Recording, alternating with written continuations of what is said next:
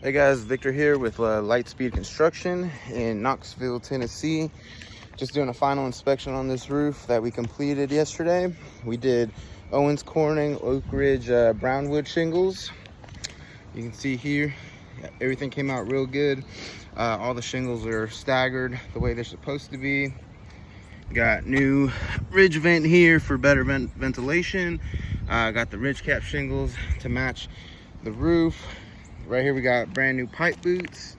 There was wood that needed to be replaced. It was kind of a combination of OSB boards and 1x6 boards. Different sections kind of had different pieces of wood. Right in this area right here, they had a porch built a while ago, and originally it actually didn't connect to the main roof, so we made it connect right here, 2x4s OSB, and then we laid down ice and water shield and right on the two valleys and got everything shingled and put together right there.